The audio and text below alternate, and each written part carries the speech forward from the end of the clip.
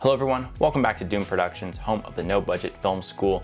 And today I want to share with you guys a tip on staying organized on your shoot. Now, a lot of the times when you show up on set, you have a plan in your head of what kind of shots you want to get. Or if you're a director who works with a separate camera operator, you have to try and convey the shots that you want to get for your movie to them. And saying all this stuff verbally or trying to keep a shot list in your head can sometimes be a really messy process and can be kind of confusing, and you'll forget things and things can kind of just get lost in shooting a project day to day. So what we recommend doing, and something we do here at Doom Productions, is we storyboard our movies. Now, when we say storyboarding, what does that mean? That means we are drawing out every single frame that we are going to be shooting in the entire movie. So it's less of just a shot list, but more of an actual guide to both shooting and editing, showing us the layout of all of our shots, how they interact with one another, and what it will look like as the final product, or at least the first edit of our movie before we go in and refine it further. So what does that look like in practice? It looks a lot like this.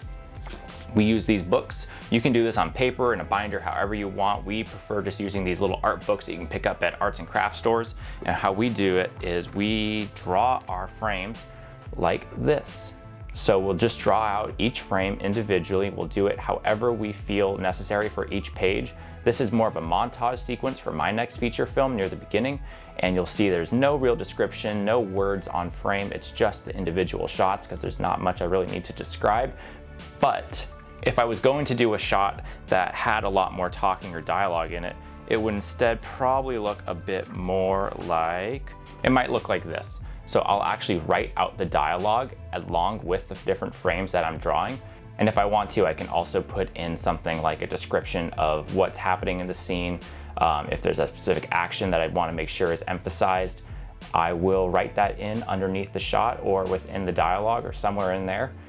And this just helps us show up on set and have an exact guide of what we need to get. And I can write down really easy different notes. I can even make changes to the script in this book. This really becomes our entire guide to the movie. I could show up on set, not have my actual script in hand and still do fine because I know that I have my storyboards, and also within this I have my script. So this is a process that works for us really well. It might be over planning for some people, and this definitely is probably overkill if you're working on just short films. But if you're going into a feature film, this kind of over preparing really helps you tackle unexpected problems that show up on set, which are going to happen all the time because that's just the nature of filmmaking. Filmmaking is more problem solving than anything else, so having backups for your plans, like storyboarding or shot list or whatever works for you, is a great practice to get into early on, so that way when you're tackling bigger and bigger projects, you are prepared and you have fallbacks in case things go wrong. So if you enjoyed this video, be sure to like and subscribe. We do regular content here on our channel about feature filmmaking at a no budget level, so be sure to subscribe for more, and we'll see you guys in the next video.